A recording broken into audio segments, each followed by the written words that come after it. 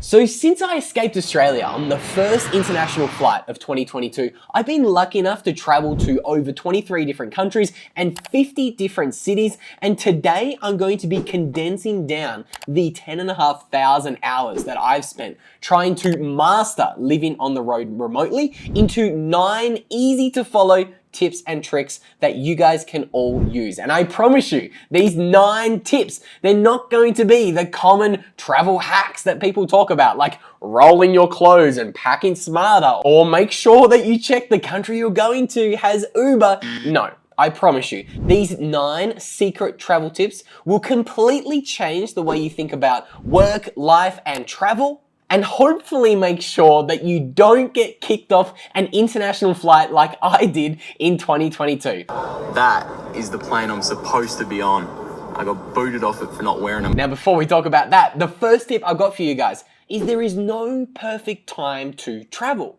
Most people will spend 75,000 hours of their life working a 9-to-5 job that they personally hate, with the goal of one day eventually retiring and traveling the world in their 70s. And the reality is, this just never really seems to happen. There will always be an excuse, and most people in their 70s are too old, too fat, too slow, and just simply don't have the motivation or the energy to travel, okay? And that's if their retirement savings actually holds the value that they once thought it might have in the future. That's a rabbit hole for a different day, but the moral of this tip is there's always an excuse. If you're in your early 20s, you're probably too worried about school to travel, and you're probably thinking, oh, I want to get my college degree, my bachelor's, my PhD. There's no way I can travel. People in their late 20s, they think, okay, I'm out of school, but now I've got a relationship. I have to save up for this engagement ring, or I have to save up for this multi-$10,000 wedding. And then you have people in their early 30s. They might be engaged or they might be married, but then they're going to come up with a new excuse, and they're going to say, well, kids are on the horizon, so it would be a little bit immature to go out there and begin traveling when I could be paying down my mortgage and saving for when the kids arrive. And then when the kids arrive in their late 30s, people will never travel. They see that kid crying on the plane that one time that they might have taken a domestic flight from, I don't know, LA to San Francisco, and they're like, I never want to be that person. And I understand that nobody likes a crying kid on an airplane, but the moral of the story is, in your late 30s or by the time you have kids, most people never want to travel with their kids. But of course, everything changes in your 40s because you convince yourself, well, when the kids finally turn 18 and leave home, that is when we're finally going to begin traveling and do what we actually want to do. We want to go see the world. But of course, reality once again gets in the way, and the kids never move out. Children these days are living at home for longer than ever before, okay? That is obviously due to a multitude of reasons that we're not going to get into today. My advice is there's never a perfect time to travel. The same way there is never a perfect time to have kids. I haven't met a lot of people who have regretted having kids, but most of the people who I do talk to who do have kids say that they just make it work, okay? Kids are a beautiful thing in your life, and you just make it work whenever you have kids, whether you're 18 or 38, okay? You just make it work, and I think travel should be the same thing. We're on this planet for 80 years of our life, and most people literally spend 79 years of their life living in the same hometown that they grew up in, and they don't have a clue about what else the world could offer them. Travel tip number 2. Learning languages is a non-linear relationship. Learning 10% of a new language can be 5 times more valuable than becoming fluent in a language. Now that could be a controversial one, but let me explain, okay? If you travel to a new country and you spend a lot of time going from 0% of that new language to 10% knowledge in that new language, I think that is going to get you so much further, and it is far more beneficial, or it gives you so much more leverage than if you were to spend the time to go from 10% of that new language to 20% of that new language, okay? So here's my logic. I do know how valuable it can be to know 10% of a new language, because that's about how much Spanish I know now. And I notice a drastic difference between how I can communicate now at 10% Spanish, maybe a little bit more, as opposed to when I first landed in Mexico on my first international trip ever after leaving Australia.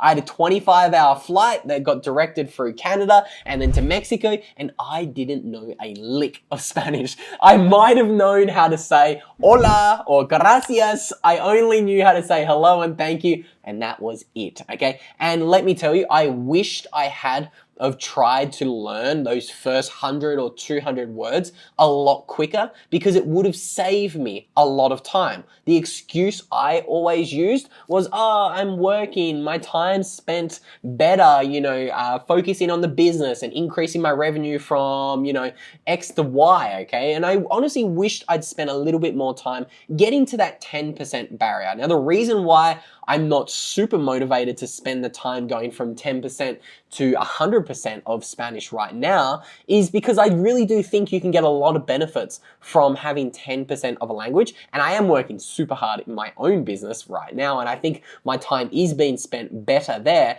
But if I were to start traveling again, I would do everything in my power to go from 0 to 10% as quickly as possible. And once you're there, once you have that foundation of 100 or 200 words, you can also slowly learn a lot quicker, because if you're in the environment, if you're in somewhere in Latin America or Spain and you're kind of listening to people speak in Spanish all day, you're slowly picking up words and you're slowly listening to the words that you know. And there's honestly just a number of benefits. The locals actually respect you a little bit more. If you're a tourist and you don't even know how to say hello or thank you or sorry, a lot of the times you're going to be met a little bit more coldly. But if you do know, say, 10% of the words, and you at least try to ask the locals, hola, ¿cómo estás? How are you? And you can show that you're at least trying to learn the language, they respect that a little bit more. That's just what I've found in my personal experience. Could be wrong, but travel tip number 3, carry cash to every country you go to. In particular,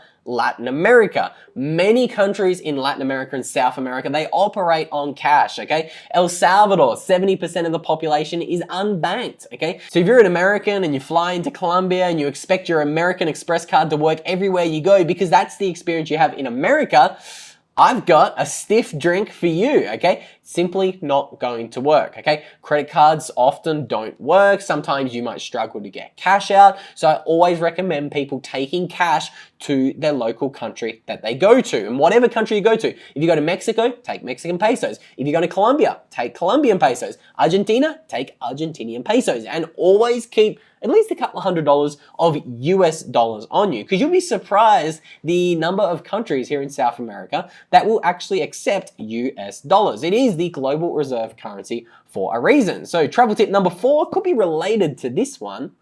Learn the currency conversion before you go to a country. I'm not telling you, you have to be a math whiz and you have to know what the currency's trading at 24, hours of the day, and you're monitoring the fluctuations between the US dollar and the Mexican peso. But at least understand roughly the conversion rates so you don't get scammed.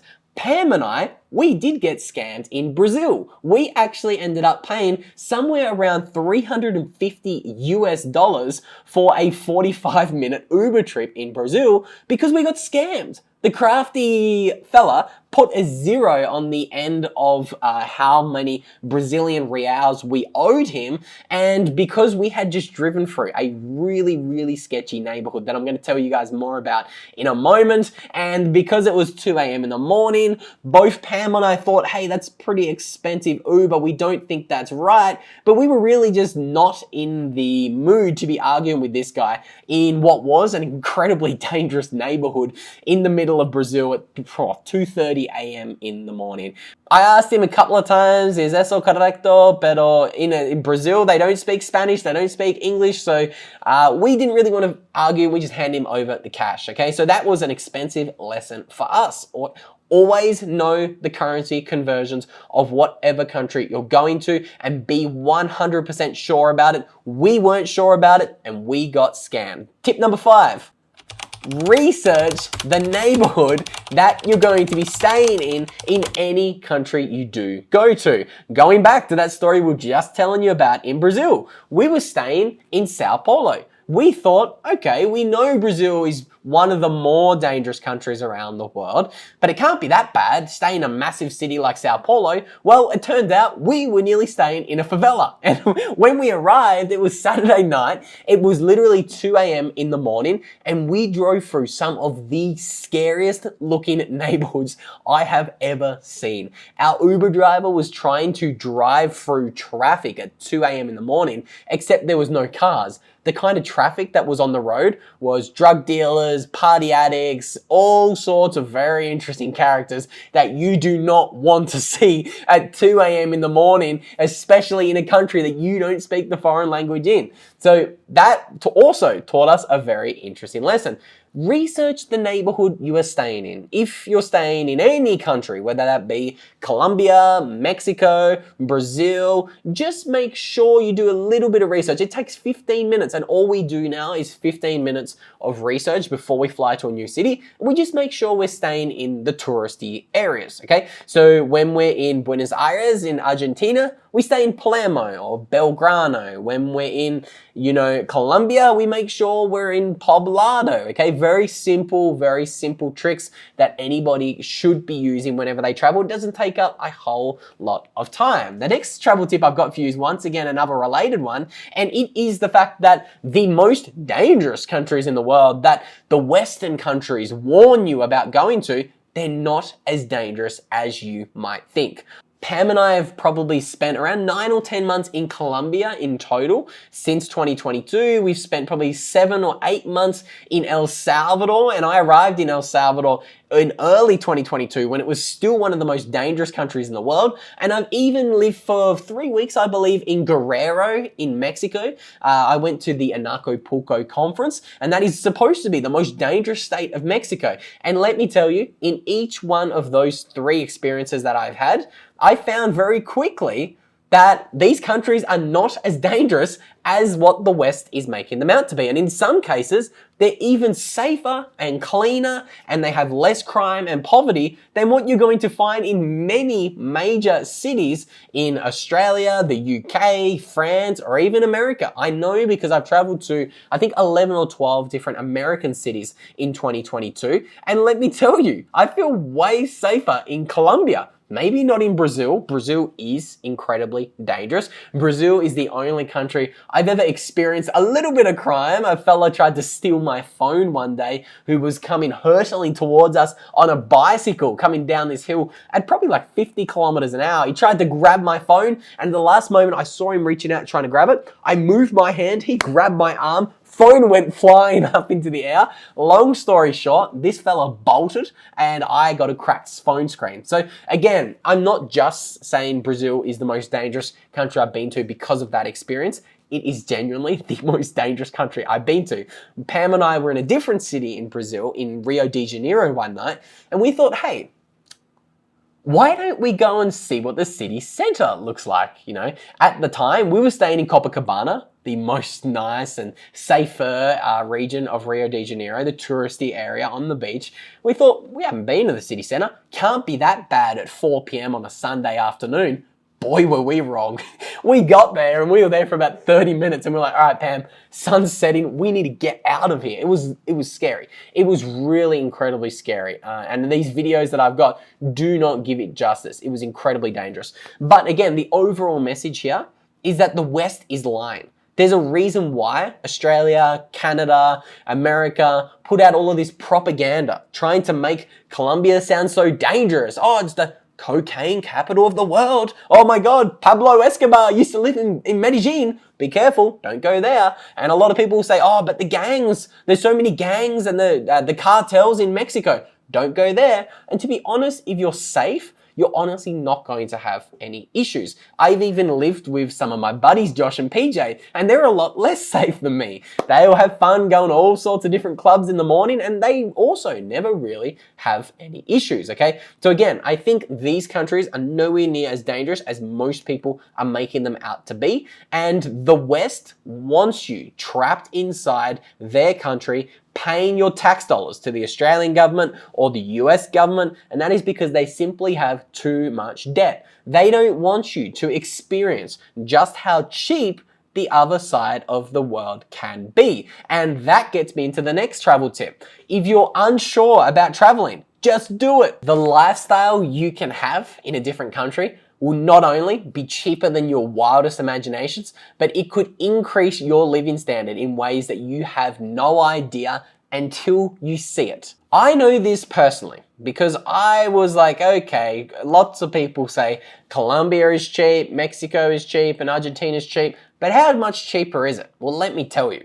A good steak in Argentina is literally 85% cheaper than what you can find in the West. You cannot go to a 5-star restaurant in Argentina and spend more than $20 on a high quality T-bone steak in most circumstances. There's obviously a few restaurants that they'll slap a massive gringo tax on, but for the most part, Colombia, Argentina, living in these countries in South America will not only increase your living standard by an order of magnitude, but the food there is cheaper than your wildest imaginations, and it is even tastier than your wildest imaginations. So many people grow up living in Australia or America, for example, and they just get used to food tasting a certain way, covered in chemicals. All of the chemicals that America puts on its food is literally illegal, okay? Some of the chemicals that America uses, it's banned in Europe, it's banned in other parts of the world. It's banned for good reason,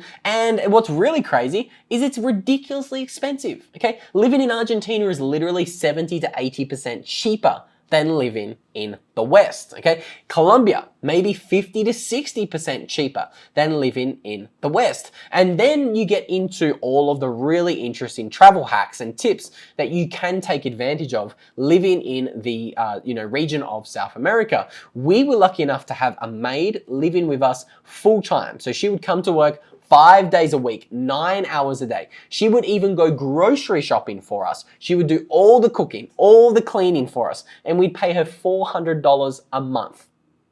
Yes, we're talking about literally $12 or $13 per day. Okay, and do the maths, do the calculation. How much is your time worth per hour? If you can find someone to take care of all of those tasks for you for a cheaper rate than what you think your time is worth, that is a really simple form of leverage that most people can take advantage of by just simply moving down here to South America.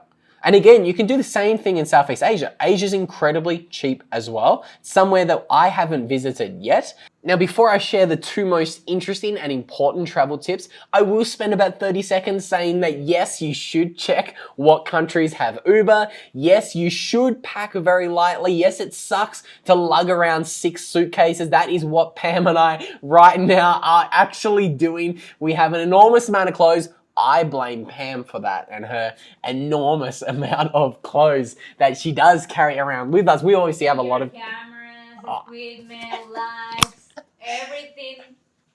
There we go. Pam's exposing me there. I do have a lot of cameras and a lot of lights. But again, Toys. and my toys. I have toys. Okay. But again, traveling lighter is something you should do. Again, there are a lot of basics that you should follow. Download Google Translate and Google Maps. You can have those things offline. You don't necessarily need data. If you land in a new country, you can still use Google Translate. If you do only have about 10% of the local language, again, check applications like Satlantis App, which actually shows you everything you need to know about a country before you go there. There are some basics. You should take advantage of them, but I wasn't going to subject you to 20-minute videos teaching you secret travel tips and just share all the common basic knowledge. That's all the basic knowledge you need for traveling to a different country.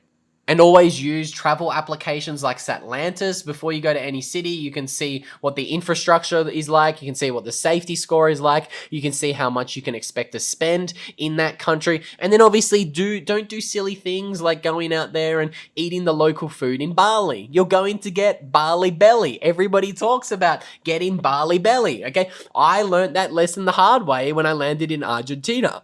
Sometimes you have to be careful eating the local food, okay? Pam and I are very different. We're living together now, but we will notice that I'm going to get sick of a lot of certain food that Pam can eat all day, every day. Just be careful. If you go to Bali, you don't want to have your trip ruined if you're bedridden for 2 or 3 days with, let's just say, an upset stomach, okay? So those are all the basics. I only want to spend 60 seconds on the basics. I didn't want to subject you guys to another 35-minute video of the 20 secret tips and tricks of digital nomads and just share basic common knowledge. No actual interesting tips and tricks. Let's move on to another one I've got for you guys, and that is by simply traveling, people are going to find you weird and exotic, and this is why.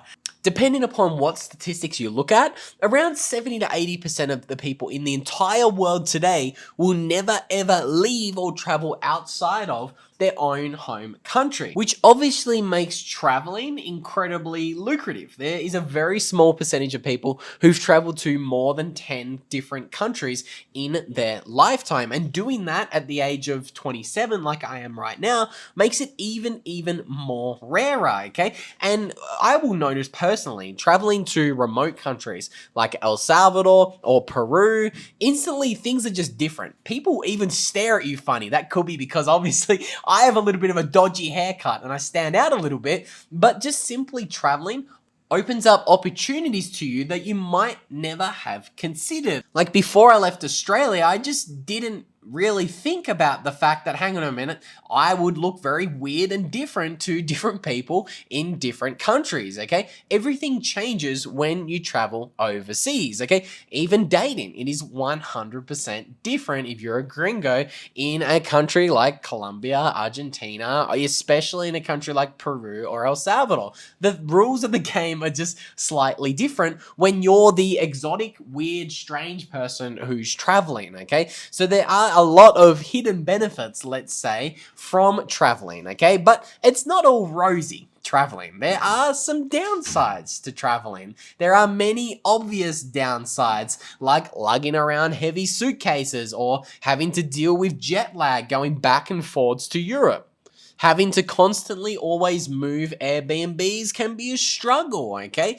I'm not gonna say traveling is, absolutely brilliant all of the times, but I think a very important travel tip to always remember is just be aware of what visa situation you have, because it could lead to a very, let's say, not fun situation. More recently, I found out that my US ESTA was actually cancelled the day before I was supposed to fly to America to go to the biggest financial conference in the world with 35,000 people. And obviously I had a lot of money invested in going to that conference. So I didn't care the fact that my ESTA was supposedly cancelled. I got no reason or explanation for why it was cancelled. And I did have screenshots saying that I had an approved US ESTA. So I thought, hey, why don't I go to the airport and at least try to get on the plane? I mean, this is strange. I haven't been given a reason. Maybe this is a mistake. So if you do want to watch my journey of me trying to sneak into America with a cancelled US visa, I'm going to put a link to that video up on screen somewhere around there. And with that said, hope you enjoyed this video. Let me know in the comments what you thought. And if you want to see that video of me at a Colombian airport trying to get on a plane to America, go on, check it out. Give it a click. See you in the next one.